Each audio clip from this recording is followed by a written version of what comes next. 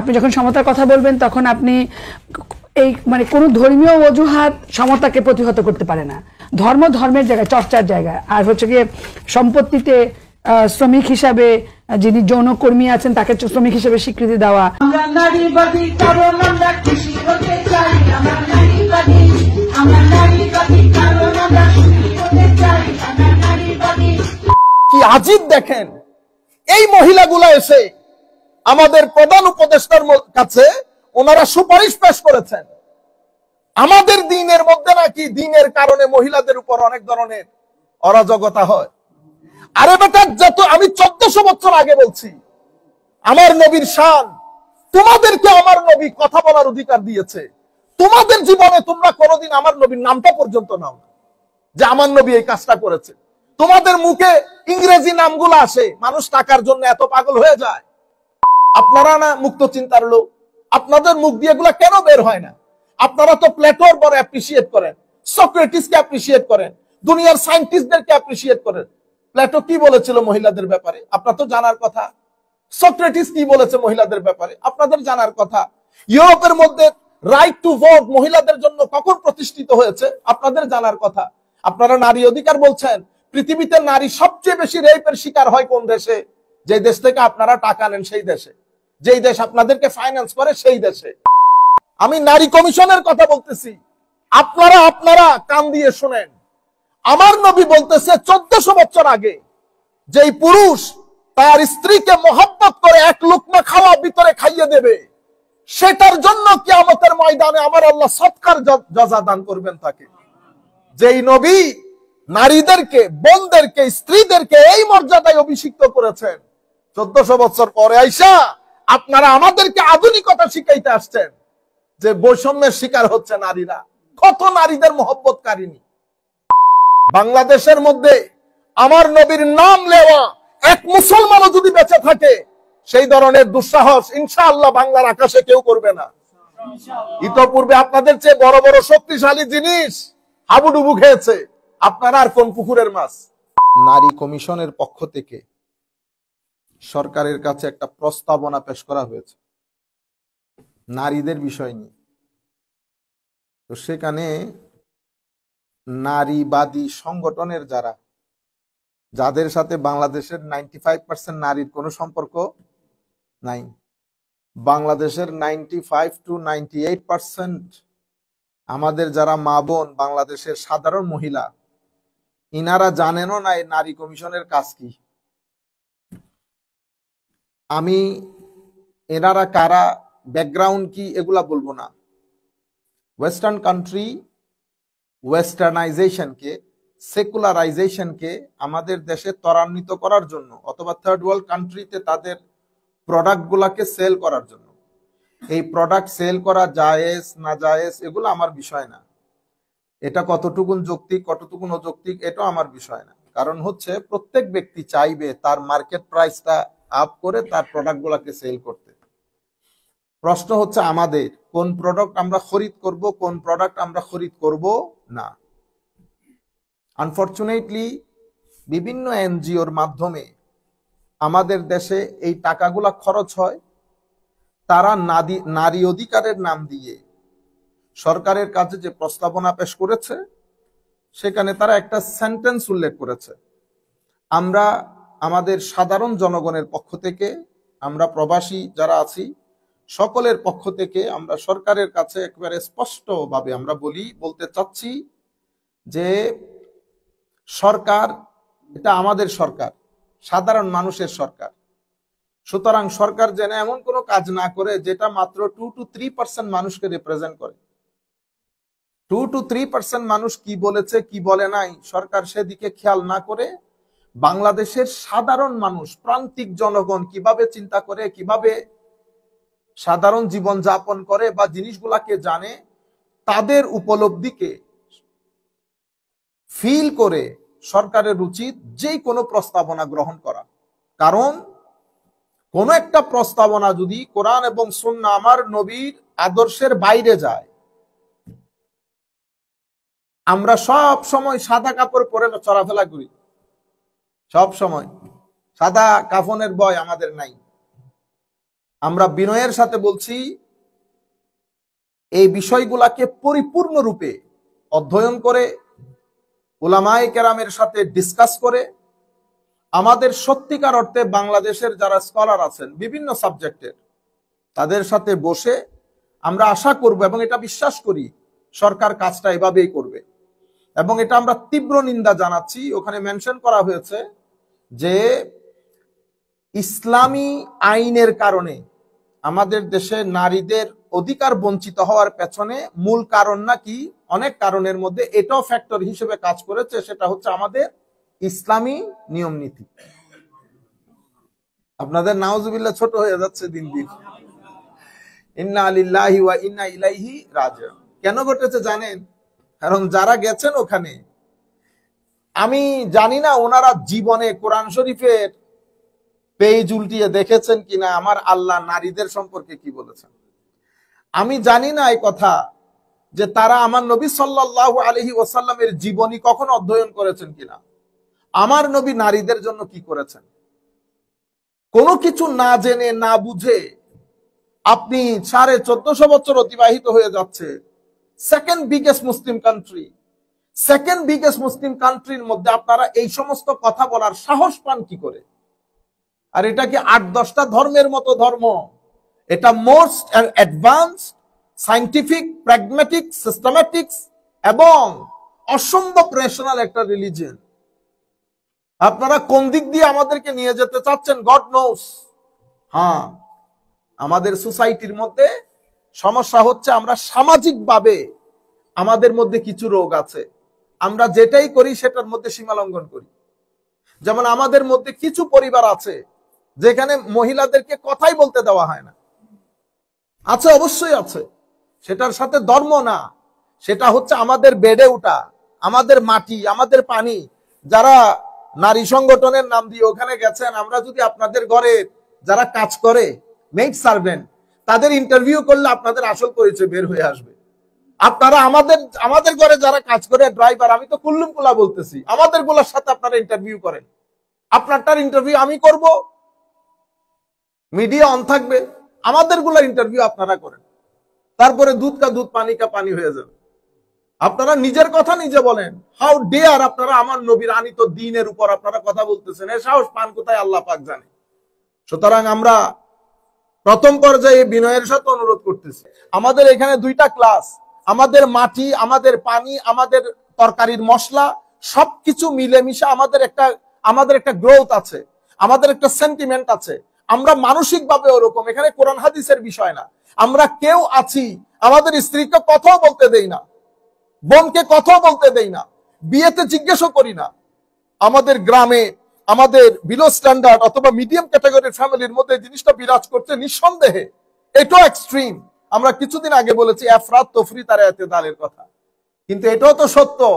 নারীবাদী কমিশনের লোকজনও জানেন আমাদের মধ্যে এখন ধানমন্ডি হোক, গুলশান হোক, বাড়িধারা হোক, প্রান্তিক পর্যায়েও হোক, এমন অনেক পরিবার আছে যেখানে ছেলেরা কথা বলতে পারে না মেয়েদের কারণে, যেখানে একটা পুরুষ মানুষ স্বাধীনভাবে নিজের মতামত পেশ করতে পারে না মহিলাদের কারণে।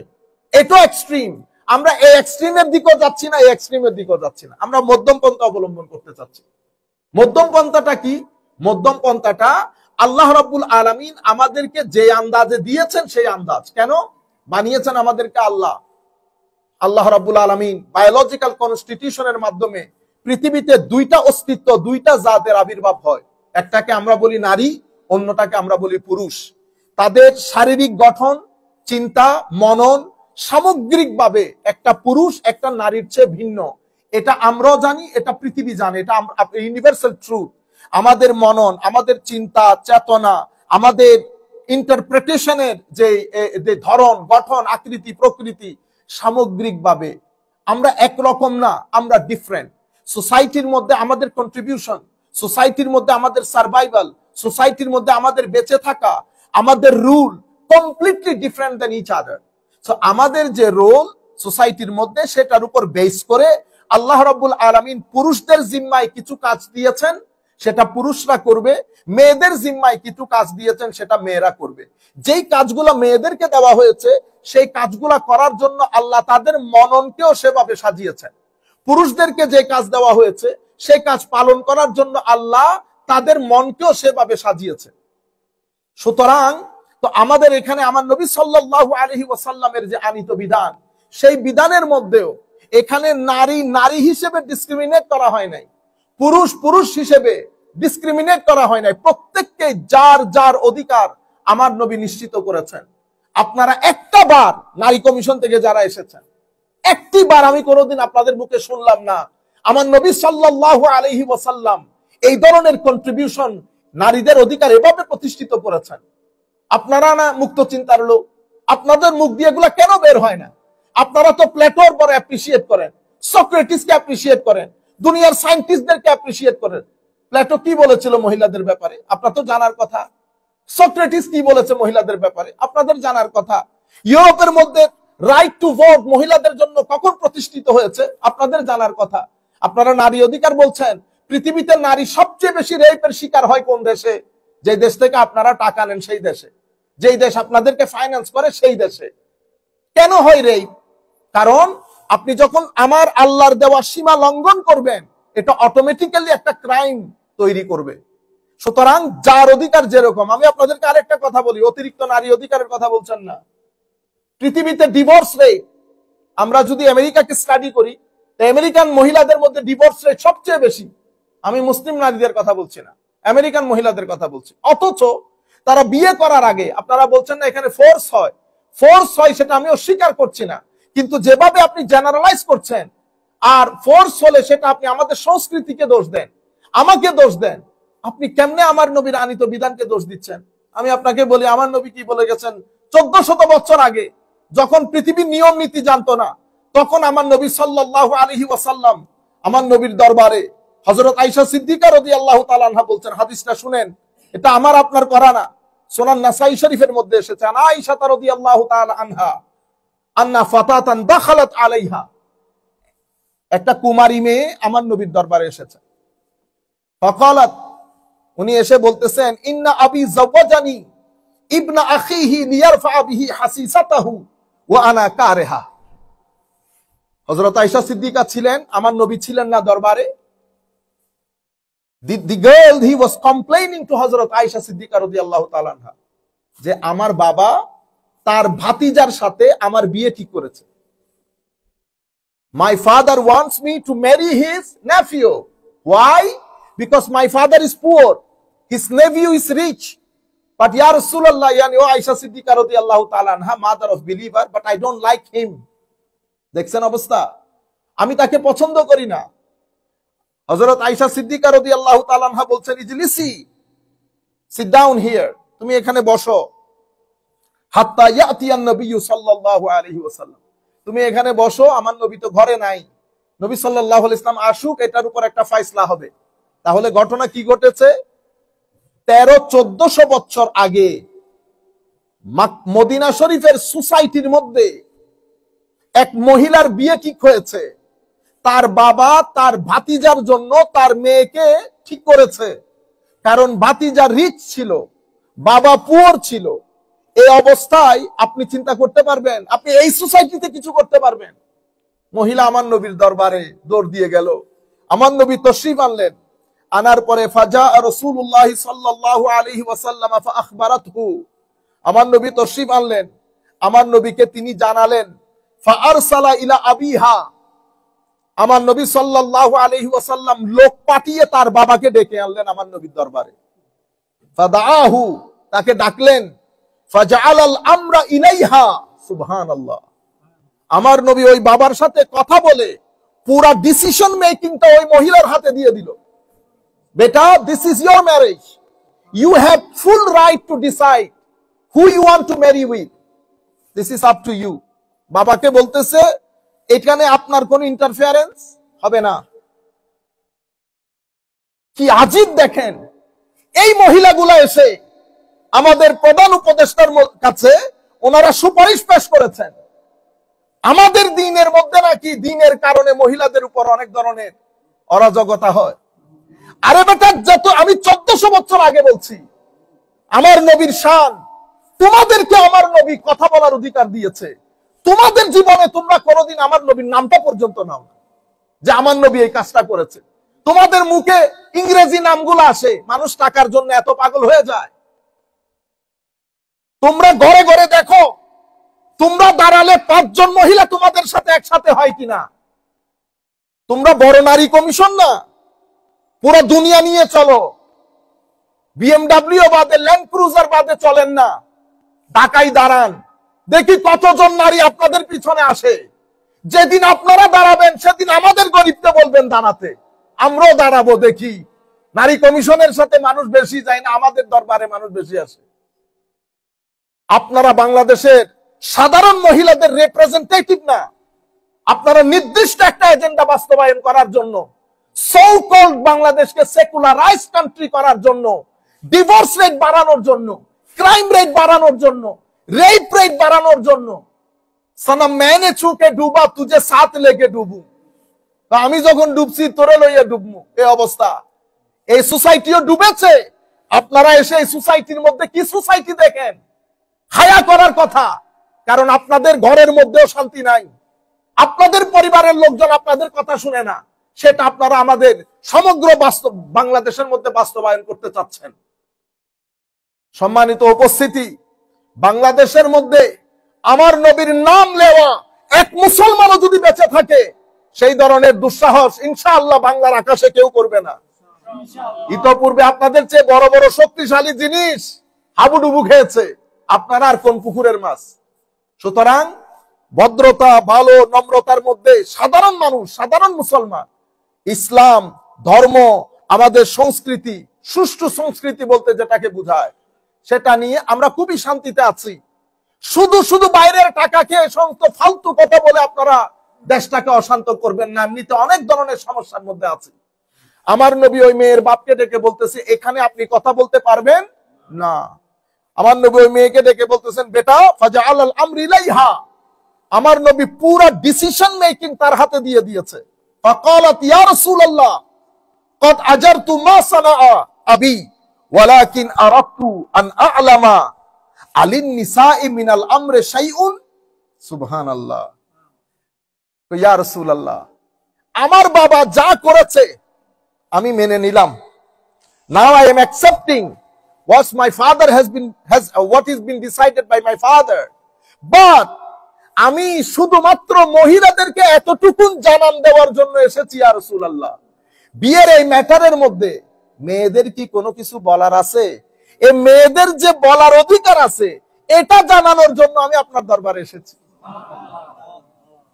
আপনারা বুঝতে পেরেছেন আপনি কোন সোসাইটিতে এখন বসবাস করতেছেন? আপনি 1400 বছর পিছনে চলে যান, যেখানে ভোটের অধিকার পেয়েছে আমেরিকার মধ্যে হাতে গণলে শনিয়ে শনিয়ে 8 দিন হয় নাই, নারীদের উপর বহুত অত্যাচার হইতেছে। আরে বেটা, আমাদের ঘরের মধ্যে আমরা মাদেরকে পূজা করি, মানি সর্বোচ্চ সম্মান দেই, আপনারা সেই সম্মান থেকে বঞ্চিত, কারণ আপনাদের সন্তানদেরকে আপনারা ইউরোপ টাইপ করে বড় করেছেন। আপনারা ঘরের মধ্যে বাংলাই বলেন না কথা, আমরা জানি না আপনারা কোন ভাষায় ঘরে কথা বলেন। আপনারা হাত দিয়ে খান, আপনাদের ঘরের মধ্যে বাংলাদেশী সংস্কৃতি বলতে কোনো কিছু নাই। আমি সরকারের সমস্ত লেভেলের লোকজনদেরকে, আপনারা জানেন, আমাদের চেয়ে ভালো জানেন, তবুও বলছি, এরা কেউ বাংলাদেশের সংস্কৃতি লালন করে না। বাংলাদেশের সংস্কৃতি আমরা সাধারণ মানুষজন লালন করি। আমরাই শুটকি দিয়ে ভাত খাই, ওনারা শুটকি খান না, চিকেন ফ্রাই মারে, পিজা ছাড়া খায় না, হ্যাঁ, ইংরেজি বাদে কথা বলে না, টুসটাস, ধানমন্ডি বলেন, গুলশান বলেন, পাগল হয়ে যাবেন আপনারা। মরে মরে মরে মরে স্কুল, এই ছেলেরা কি বাংলাদেশের ছেলে না বাইরের ছেলে বুঝার কোন উপায়? আমাদের আমেরিকান ছেলেগুলা নামাজি, আর ওনারা তো আমেরিকানের চেয়ে মোর দেন আমেরিকান, মাশাআল্লাহ, হ্যাঁ, মোর দেন আমেরিকান। যাই হোক, তাহলে আপনি বলতেছেন এই ইসলামের কারণে হয়েছে, ইসলামের কারণে হয় নাই। আপনি আমাদের লোকাল কালচার ট্রেডিশন, আমরা হিন্দুয়ানা সোসাইটি যেখানে কথা বলতে দিত না, সেই জায়গা থেকে আমরা উঠে এসেছি বিদায়। আসেন আপনাদেরকে আর একটা হাদিস শরীফ বলি। ক্বালান নবী সাল্লাল্লাহু আলাইহি ওয়াসাল্লাম, আসেন কোন মুহূর্তে আমার নবী কোন কথা বলেছেন। আন আবি হুরায়রা ক্বাল قال رسول الله صلى الله عليه وسلم تستأمر اليتيمة في نفسها فإن سكتت فهو إذنها وإن أبت فلا جواز عليها سبحان الله আমার নবী সাল্লাল্লাহু হযরত আবু হুরায়রা রাদিয়াল্লাহু তাআলা আনহু থেকে বর্ণিত উনি বলেন আমার নবী সাল্লাল্লাহু আলাইহি ওয়াসাল্লাম ইরশাদ করেছেন an orphan girl একজন ইয়েতিমকে মা নাই বাবা নাই যুদ্ধে মারা গেছেন ইয়েতিমকে বিয়ে দিচ্ছেন কোনা বিয়ে শুধু তারে দিয়ে দিলে হবে না তুস্তামারু তার পরিপূর্ণ মতামত গ্রহণ করো whether she is agreed or not যদি সে চুপ থাকে তাইলে মনে করো সে রাজি আছে আর যদি সে ইনকার করে অস্বীকার করে if she rejects the proposal যদি সে প্রস্তাবকে অস্বীকার করে তো মনে রাখবা ফাহুয়া ইজনুহা তার মানে এই বিয়েতে তার কোনো কনসেন্ট নাই সুতরাং আপনি এই বিয়ের ব্যাপারে প্রসিড লা জাওয়াজ বৈধ হবে না আরে ভাই 1400 বছর আগে আমি নারী অধিকারের আমি একটা অপিনিয়ন দেওয়ার কথা বলতেছি নারীর অধিকার ইয়া রাসূলুল্লাহ বাবার ঘরে থাকলে বাবার ঘরে মেয়েরা কি নিজের টাকা নিজে দিবে না আমার নবী বলতেছেন no so who gonna spend for her আমার নবী বলতেছেন your father would be responsible for your expenses বাবা ছাড়া তো your brother would be responsible for her expenses তো আপনি যদি ইনকাম করেন যদি ইনকাম করে ইনকাম তার still her brother is responsible for her expenses বিয়ে হয়ে গেলে husband will be the responsible person for their expenses so আমার আল্লাহ নারীদেরকে কোনো ফাইনান্সিয়াল রেসপন্সিবিলিটি দান করেন নাই সেই হিসাবে যেহেতু তাদের কোনো ফাইনান্সিয়াল রেসপন্সিবিলিটি নাই এখন আপনি চিন্তা করে দেখেন আমার বাবা দুনিয়া থেকে ওনারা বেশি ফোকাস করেন সম্পদের উপর কারণ তারা এই সোসাইটি থেকে এটা নিয়ে গেছে এই সোসাইটির মধ্যে ভাই বোন এগুলোর কোনো আগামাতা আছে তো তাদের মধ্যেও নাই আগামাতা সুতরাং তারাই পুরো জিনিসটা বুঝবে না আমার নবী আমার আল্লাহ যেহেতু মেয়েদেরকে ফাইনান্সিয়াল কোনো রেসপন্সিবিলিটি দেন নাই সেই হেতু বাবার সম্পদের মধ্যে তাদেরকে বলেছে তোমরা 1 ভাগ নিলে ভাইয়েরা 2 ভাগ নিবে আপনি বলতেছেন আপনি তো বেশি নিয়ে ফেলছেন ওমা তোমার বিয়ে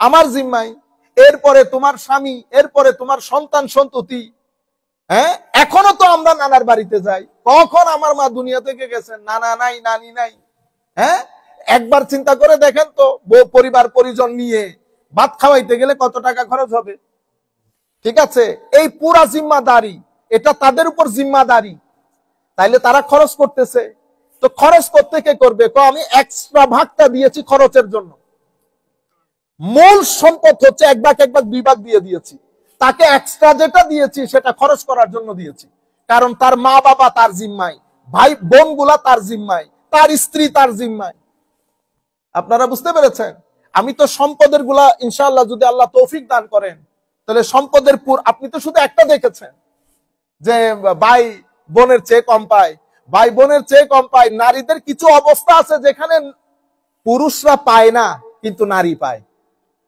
সম্পদ বন্টনের মধ্যে এটাকে আমরা ইলমুল মিরাস বলি ওয়ারাসাত বন্টনের ক্ষেত্রে কিছু জায়গা আছে পুরুষ নারী সমান কিছু জায়গা আছে পুরুষের চেয়ে নারী বেশি পায় কিছু জায়গা এমন আছে একই স্ট্যান্ডার্ডের পুরুষ পায় না নারী পায় আপনাদের চোখে ওগুলো আসে না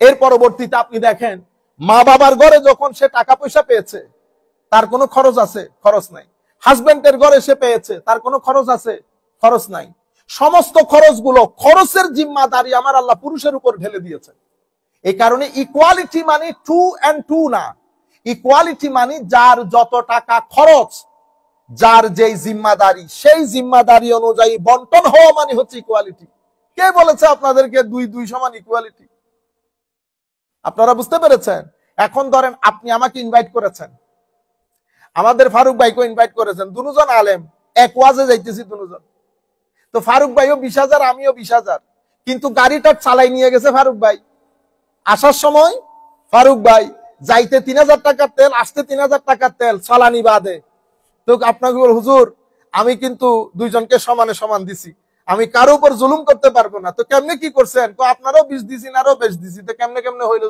ইকুয়ালিটি কেমনে হইছে হুজুর 20-20 তো, আরে বেটা 20-20 হলো, বেচারা 3000 টাকা যাইতে দিছে, 3000 টাকা আসতে দিছে, আর ড্রাইভিং যে করছে 3 ঘন্টা 3 ঘন্টা 6 ঘন্টা, এটার বাদে তো ইকুয়ালিটি কেমনে হইলো? ইকুয়ালিটি কখন হবে? ড্রাইভিং এর জন্য আলাদা দিয়ে দেবেন 6000, তারপর উনি যে ড্রাইভ করে গেছে ওইটার একটা অ্যামাউন্ট 5000, 4-5 11,000, এরপরে আপনি 20-20 দিবেন না 40-40 দিবেন পরে হিসাব। আপনারা বুঝতে পেরেছেন এটা কি ইকুয়ালিটি বলে? এখন আপনি বলতেছেন ভাইকে বলতেছেন 20, বোনকে বলতেছেন 20, বউয়ের খরচ ভাই, বোনের খরচ ভাই, মার খরচ ভাই, বাবার খরচ ভাই, তো ভাই তো ফকির হয়ে যাবে। তো আল্লাহ এখানে ইকুয়ালিটি, আমরা মনে করি 2 আর 2 ইকুয়ালিটি, 2 আর 2 না, বেসড অন ইওর রেসপন্সিবিলিটি। যাই হোক, আমি আপনাদেরকে প্রাইমারিলি, কারণ আমাদের ছেলে, আমরা জানতাম না এটা হয়েছে, আমরা এই আসার আসরের পরে জানতে পেরেছি যে এখানে এই ধরনের কিছু কথা এসেছে, ছেলেরা পাগল করে ফেলতেছে এটা নিয়ে কথা বলার জন্য। তো আমি আজকে সামান্য ডোজ, ইনশাআল্লাহ পরবর্তীতে আমরা বিস্তারিত আলোচনা করব। যাই হোক, আমি আপনাদেরকে বলছি, আমার নবী সাল্লাল্লাহু আলাইহি ওয়াসাল্লাম মুসলিম শরীফের riwayat-এর মধ্যে বলছে, ফাত্তাকুল্লাহ ফিন নিসা আখাসতুমুহুন্না বিআমানিল্লাহ। আমার নবী বিদায় হজ্জের ভাষণে কুল কায়নাতকে বলছে, হে মানুষ, তোমরা তোমাদের স্ত্রীদের ব্যাপারে আল্লাহকে ভয় করো।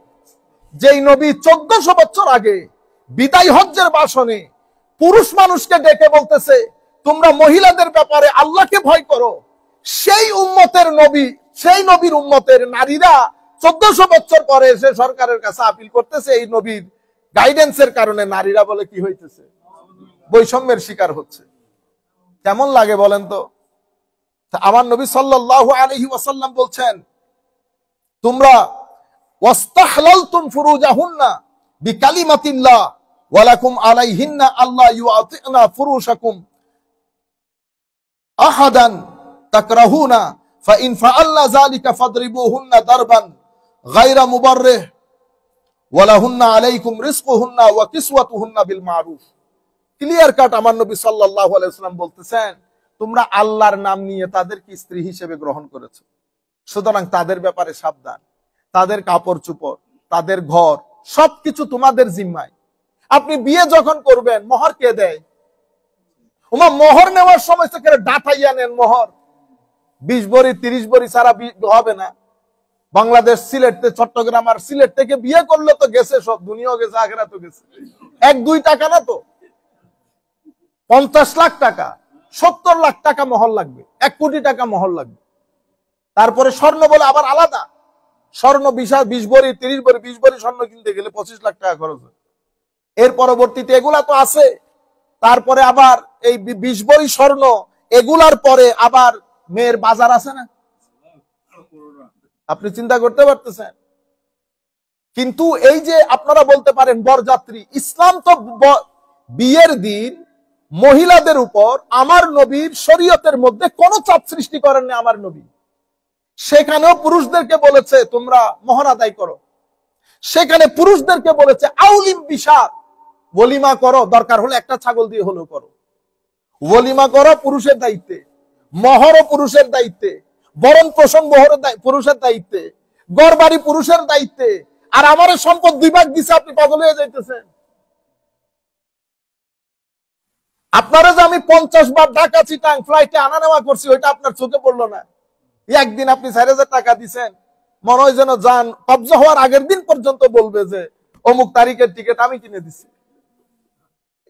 বুঝতে পেরেছেন? এই অধিকার আমার নবী সাল্লাল্লাহু আলাইহি ওয়াসাল্লাম কোন পর্যায়ে নিয়ে গেছেন নারীকে। আরে জীবন্ত পতিতকরণ করা হতো, গেড়ে ফেলা হতো, সেখান থেকে উঠে এনে আমার নবী বলেছেন যার 1 নারী, যার 2 মেয়ে, যার 3 মেয়ে। আমি একটা হাদিস বলি আপনাদেরকে একেবারে সরাসরি। আমার নবী সাল্লাল্লাহু আলাইহি ওয়াসাল্লাম শুধুমাত্র স্বাভাবিক পুরুষদেরকে পড়াইতেন। দেখেন সাহাবায়ে কেরাম, আমার নবীর সাহাবিয়াত কিভাবে আমার নবীর উপর অধিকার খাটাইতেন।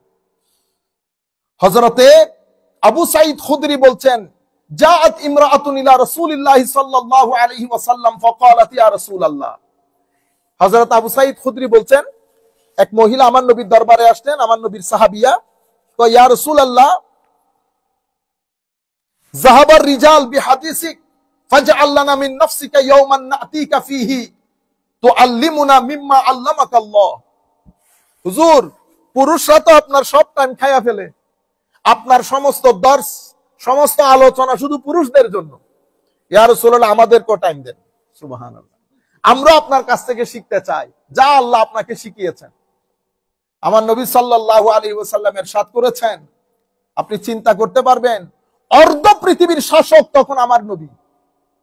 আমার নবী ইশারা দিলে, আমার নবীর ইশারায় বড় বড় রাজা উঠতেছে, আমার নবীর ইশারায় বড় বড় রাজা বসতেছে। তখন সেই রকম একজন শাসকের সামনে এসে এক সিম্পল মহিলা বলতেছে, ইয়া রাসূলুল্লাহ, পুরুষদেরকে আপনি এত সময় দেন, আমাদের সময় কই?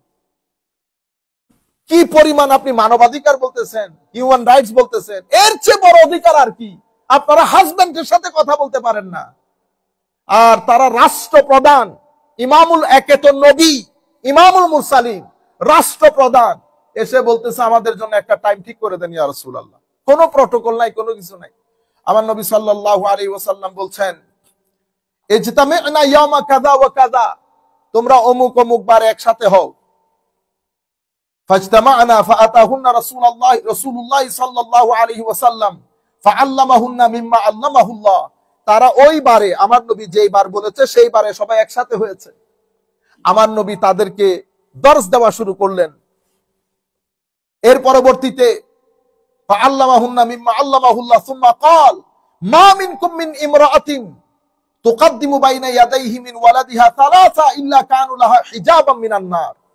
যে সমস্ত মহিলার 3 সন্তান, তখন তো সন্তানের মারা যাওয়ার রেট হাই ছিল না, হাইজিন ছিল না, অনেক ধরনের সমস্যা। 3 সন্তান মারা গেছে, তারা কিয়ামতের ময়দানে তোমাদের জন্য জাহান্নামের মাঝখানে দেওয়াল হিসেবে কাজ করবে। এক মহিলা উঠে বলতেছে, ইয়া রাসূলুল্লাহ, 2টা হইলে হবে না, 2টা হইলে হবে না? সুবহানাল্লাহ। আমার নবী বলতেছেন, যাও 2টা হইলেও হবে। এই জন্য আমরা বলি আমার নবীকে আল্লাহ এখতিয়ার দিয়েছেন, আমার নবীকে আল্লাহ এখতিয়ার দান করেছেন, ইচ্ছার স্বাধীনতা দান করেছেন। আমার নবী অ্যাডিং সুপারসিডিং করতে পারে, সংশোধন, সংযোজন, বিয়োজন, আমার নবীকে আল্লাহ অধিকার দান করেছেন। আপনি দেখেন এই যুগে আপনি করবেন, আমাদের মধ্যে আমরা কেউ করি স্ত্রীর সাথে দূর প্রতিযোগিতা। আমি নারী কমিশনের লোকদেরকে বলতেছি, আপনাদের সাথে আপনাদের স্বামীর সম্পর্ক হবে এরকম। আমার নবী আয়েশা সিদ্দিকা রাদিয়াল্লাহু তাআলা আনহার সাথে দূর প্রতিযোগিতা দিয়েছেন। হাদিসে পাকের মধ্যে এসেছে, নবী আমার সাথে দৌড় প্রতিযোগিতা দিয়েছেন, কিন্তু আয়েশা সিদ্দিকা প্রথমে একটু হাংলা পাতলা ছিল। আমার নবী ইচ্ছে করে আয়েশা সিদ্দিকা রাদিয়াল্লাহু তাআলা আনহুকে জিতিয়ে দিয়েছেন। কি খুশি আয়েশা সিদ্দিকা, দৌড়ের মধ্যে আমার নবীকে হারিয়ে দিয়েছে যুদ্ধের যাওয়ার রাস্তার মধ্যে। এর কিছুদিন পরে আয়েশা সিদ্দিকার রিওয়ায়াতের মধ্যে ঠিক এই আন্দাজে এসেছে, উনি একটু শরীর ভারী হয়ে গেছে আমাদের মা আয়েশা সিদ্দিকা রাদিয়াল্লাহু তাআলা আনহা। সেইবার আমার নবী বলতেছে, আয়েশা দেখি আসো তো, দৌড়ান দাও দেখি কে পারে। সেইবার আমার নবী আয়েশা সিদ্দিকা রাদিয়াল্লাহু তাআলা আনহু শরীর একটু ভারী হওয়ার কারণে সেভাবে আর অ্যাক্টিভ হতে পারেন না। কি আন্দাজের দিন! আর আপনি 1400 বছর পরে আয়েশা এটা কি বললেন, নারী বৈষম্যের শিকার। আমার নবী, আপনি এমনিতে বলতেন আমার গায়ে লাগতো না, আপনি কেমনে বললেন আমার নবী দ্বীনের কারণে বৈষম্যের শিকার হয়েছে? সেই জন্য আমি আপনাকে বলতেছি আমার নবী কোন দিন দিয়ে গেছে। আসেন আরেকটা হাদিস শরীফ পড়ি। সাল্লাল্লাহু আলাইহি ওয়াসাল্লাম, যাই হোক,